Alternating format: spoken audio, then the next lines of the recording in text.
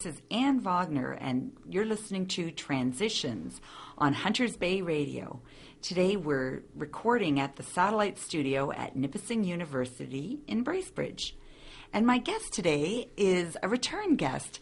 It's Suzanne Witt-Foley, a health educator who's been on the show before. Welcome, Suzanne. Oh, thank you, Anne. So today you've come and we're going to chat about anxiety. So maybe could you start by explaining to us what is anxiety? Sure. And people often lump together experiences of anxiety and fear. The two emotions feel similar and have similar functions. Anxiety and fear are both part of the body's natural hardwired alarm system, or the fight or flight response. However, they're actually different emotions. So maybe let's examine a little bit about how they differ. Fear is a present moment emotional experience, whereas anxiety is a future-focused emotion. It puts the body on alert for a possible dangerous situation. So let me give you an example. You're walking down an alleyway, and along comes a ferocious black dog running after you, chasing you, barking at you, and growling. You're going to go into your fight or flight response, or your fear response. In the present moment, you will feel fear. Now, let's say the next week, you know that you have to walk that same way to go, to work or wherever. Prior to even getting to that alleyway, you're going to start to feel anxiety or that future-focused fear. What if that dog, ends up coming and running after me? So you're going to go into fight or flight as really a protective mechanism so that you're aware and alert and ready in case, there is a threat there once again. And so both fear and anxiety serve important purposes. They let us know that there's, possible risk or harm. And so I know last time when we met, Anne, I talked a little bit about the fight or flight response. And I just wanted to speak about it a bit again today to, again, lay some groundwork. And in both situations, whether it's fear or whether it's anxiety, our stress response system turns on. Our fight or flight response turns on. And you'll remember that last time when we met, we talked about how for hundreds of thousands of years, that's our protective mechanism. Along comes a saber-toothed tiger, and the reason that we survived is because without asking it to, our body turns on the fight or flight response, right? And we prepare to run or fight the threat. And what we know is that the things that trigger stress response are threats, or sometimes perceived threats to our survival. One of the threats that is central to our stress response is pain. So pain is a signal that there is a threat naturally to our survival. It triggers or turns on our stress response system. And in fact, for every basic need that we have, there's a corresponding physical pain. So hunger, thirst, injury, they all have a corresponding pain that forces us to pay attention. Right. So now I want to digress for a little bit, and it will be useful later when we talk more about anxiety. But if we ask people, okay, so what are the most painful experiences you might have had in your life? So I'll ask you, what comes to mind when I ask that question? Most painful experience? Yeah. Breaking a bone. Right. Exactly. So a lot of people will say maybe a broken leg or a fall or, delivering a baby. But a lot of people as well, if you ask them, what is the most painful experience you've had, will say when a loved one passed away, right? Or maybe a relationship breakup, or even possibly, declaring bankruptcy or some kind of public humiliation. And what we know is that our brain responds very much the same way to a threat or damage to a social bond as physical pain. Interesting point. Yeah, I went immediately for the physical. Didn't think about the emotional. Yeah, but a lot of people, they'll come up with those social triggers as well. And so it begs the question, well, why? Why does social pain trigger stress response? And the reason, again, if we think back for 150,000 years, was survival. We as human beings, when we were hunter-gatherers, if we were alone, we would probably die. The only reason we survived is because of our ability to live as a group. Babies and young children have the highest need in order to be connected. Babies and young children, if they are left alone, they would surely die, right? So it's programmed into all of our brains, into our stress response systems, that when we feel social pain or isolation, we go into stress response, and this stress can be relieved when we're socially connected or attached and feeling nurtured. So social connection's kind of the antidote to social pain. Make sense? Right, absolutely. Okay. And it's interesting, too, that even our language, we have a whole language of social pain where we bring in, kind of physical and social pain intermixed. So just to give you an example, someone hurt my feelings. Absolutely. Right? She broke my heart, or I feel like I was stabbed in the back. So you can start to see that we use, the language of physical pain intermixed into our experience of social pain. And they actually have done some research where they looked at what are people's top 10 list of fears. And there were really 3 categories. So one category was physical harm or death. Makes sense. That physical pain, is going to be a threat to our survival. Another list of fears was death of a loved one or loss, which we've just looked at. And the third category was speaking in public. I've heard fear of public speaking often ranks very highly. It does. I remember, I don't know if you used to watch the Seinfeld show, but there was one where Jerry was quoting some of this science, and I guess the research that he looked at, he was saying, it's really interesting that in this one particular study, people ranked fear of public speaking higher than fear of dying. And he says, so that means if you're at a funeral, you might prefer to be in the casket than giving the eulogy, right? That puts a fine point on it. I know, and he was much more humorous, of course, when he told the joke. But when you think about it, what is it? Fear of speaking in public. It's really that fear of rejection, right? Being afraid that everyone will, might think badly of us or reject us. And to be rejected causes social pain, right? And again, we're wired to not want to be rejected. We want to, for our survival's sake, stay together as a group. But it helps us really start to understand why some people feel fear or anxiety in situations like perhaps a radio interview. Yes. Or a job interview. Or proposing marriage, which is really an exciting thing, but can cause that anxiety or fear because of that fear of rejection. Yes, Make sense? Absolutely. Okay. So could you tell me a little bit about when does fear or anxiety turn into an actual disorder? Good question. So anxiety disorders differ, as you said, from normal anxiety.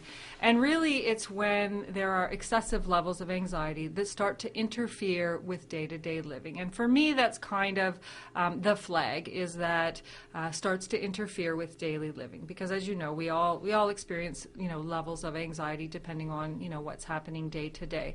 But if the experience is so intense and so long-lasting that you're not able to function, that you're not able to, say, go to school, go to work, or carry on, the regular relationships that you have, that's when we know that it's starting to become a problem, and maybe we need to have a look at that. So maybe we could just take a quick break to hear from our sponsors. Absolutely. And we'll be right back with Suzanne Witt-Foley. Hi, welcome back to Transitions. We're chatting with Suzanne Witt-Foley today. And Suzanne, you were just telling us about what is an anxiety disorder. Mm-hmm. And one of the ways I like to explain it, that really most mental illnesses, and for sure anxiety disorders, are really amplifications of normal human experience. I think, we've been laying some of that understanding or groundwork that unrelenting stress or so somebody who's experiencing chronic stressors, chronically turning on their stress response system, or maybe somebody who experiences some kind of significant trauma or stress that turns on the stress response system. What can happen is that it recalibrates stress response, the fight or flight system, and can then become triggered more easily, or it becomes dysregulated. And so I think that helps us with that understanding of how it's, the fight or flight response is a part of normal human experience. But when that response becomes sort of trigger happy, if you will, then that can start leading into, what we would class as an anxiety disorder. And anxiety disorders are very common as well. In fact, the most common mental illness.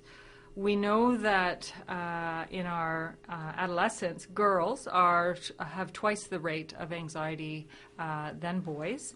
And we know that with adolescents, females experience anxiety at about 10%, and boys, it's about 5%.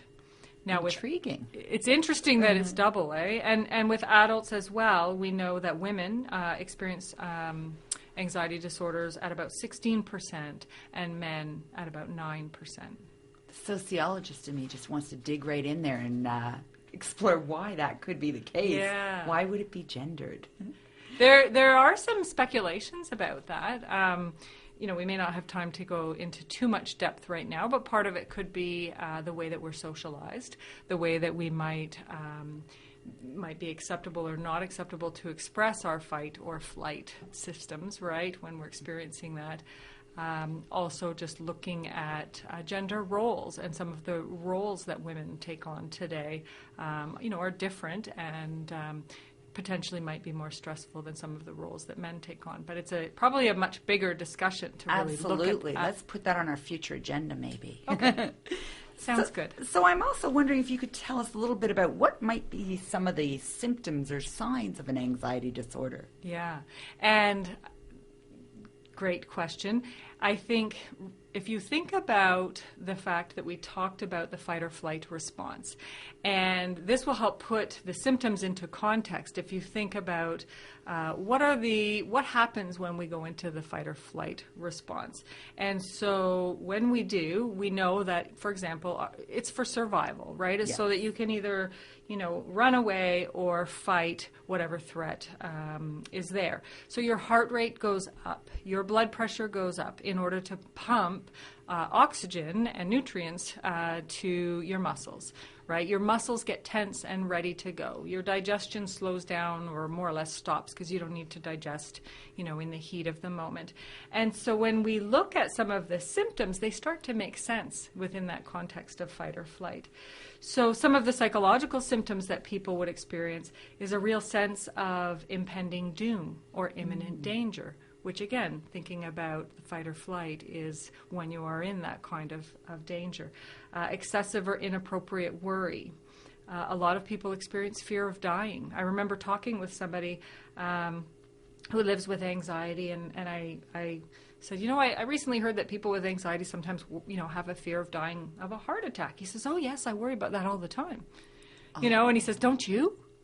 I said, gee, no, I don't really, right? So that fear of dying can be elevated, as well as decreased attention and concentration.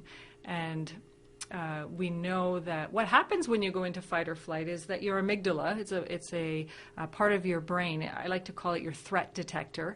And all stimuli goes first through the threat detector, through the amygdala. And when the threat detector is turned on, a lot of the communication with the rest of the brain slows down because we need to focus on fight or flight. And so that's where that decreased attention, that frontal cortex, doesn't work quite as well when we're experiencing, anxiety and prolonged anxiety. Right. People also will express that they feel easily distracted. Insomnia. Insomnia to me makes sense. Who could sleep when you're in fight or flight, right? Absolutely. Your body is revved to go. So naturally, sleep is going to be very difficult. People experience irritability, impatience, and anger. Anger is the fight of fight or flight. So again, it makes sense that people would experience those emotions in fight or flight. The flight part is that desire to avoid, to escape, right? That people will often, say they experience when they're feeling anxiety. With young children, sometimes the term is used that they're runners. They're kids that run from school. And if you ask them a lot of times why they ran, they may not even know why, but it's that fight or flight system telling them instinctively if they're feeling anxious, they need to run. Right. Mm-hmm. If we look at some of the physical symptoms of anxiety, there's cardiovascular symptoms. Again, these make sense in terms of fight or flight. Palpitations, chest pain, rapid heartbeat. People can have respiratory symptoms such as hyperventilation, shortness of breath. And again, that's trying to get that oxygen to the muscles. Sure. Sometimes people experience neurological issues such as dizziness, headache, sweating, tingling, those kinds of things. Gastrointestinal, I always think of this one too, the fight or flight of the zebra. Sometimes people will feel, that dry mouth. I know when I'm nervous to talk, it's nice to have a glass of water because, absolutely, you get that dry mouth. For some people, there's nausea, vomiting, diarrhea, and again, it's fight or flight. Yes. You don't want to be carrying a belly full when you are a zebra needing to get away from a lion, right? So that's what naturally happens in order to aid you being able to flee the situation. And the other is musculoskeletal. Again, makes perfect sense why people would have muscle aches and pains, restlessness, tremors, because those muscles are ready to engage, and over a prolonged amount of time, can cause some of those symptoms. And then, as you said, the natural tendency is to want to withdraw. Mm-hmm. And then you can see people becoming socially disconnected, and you've talked about the need to connect socially. Right. So it becomes a bit of a self-fulfilling prophecy. Yes, absolutely. Yeah. So is it true that there are a variety of types of anxiety disorders? Mm-hmm. Yeah, there is. And we can talk, about some of the different disorders if you like. That would be great. Okay, so one of the more common ones are generalized anxiety disorder, where people will feel sort of overwhelming, unfounded anxiety. They'll have those physical and psychological symptoms that we talked about. And one of the ways we determine if it's anxiety is that the person has experienced these symptoms for a minimum of 6 months. That long? Yes. If it hasn't been 6 months, then we can't. You need that amount of time in order to receive a diagnosis. So people will often have overwhelming worries about money, health, family, and a lot of times even if there is no problem existing, they'll still have those kinds of worries. Another anxiety disorder is panic disorder. So obviously when a person has panic disorder, they'll experience panic attacks. And a panic attack is like a sudden onset of intense fear or even terror. And they come on suddenly, and a lot of times there's no appropriate circumstance for which it's occurring. Oh. So they can come, right out of the blue for some people. So that would be especially difficult because, again, there would be this tendency to want to withdraw, to not even put yourself in the position where that might occur. Oh, absolutely. And you lead me right into talking for a minute about agoraphobia, which a lot of people think is fear of enclosed spaces. But in fact, it's fear of having a panic attack.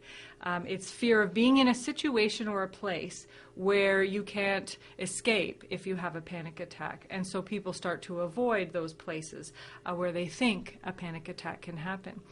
And what happens over time is for some people, they get to a state where they can't even leave the house for fear of a panic attack.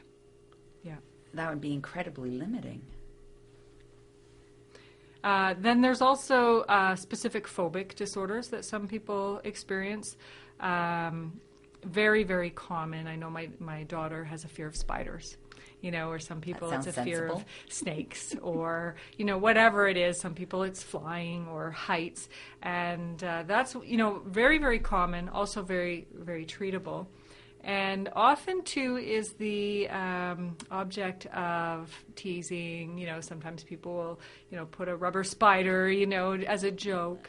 And I think it's important to remember that these are real fears that people experience, very real to them, and so important to be as compassionate as we can. Absolutely. Now, I'm just noticing that we're almost out of time, Suzanne, but we've just started talking about some of them. We haven't even gotten a chance yet to talk about how do we manage them or how do we cope with them. So I'm wondering if you'd agree to come back and talk more about this. I would love to. Well, that would be wonderful. Thank you. So thanks for listening, everyone. This has been Transitions with Anne Wagner. And if you have any questions or comments about our show, you can get in touch with us by simply emailing transitions@hbr@gmail.com. That's transitions@hbr@gmail.com. Until next week.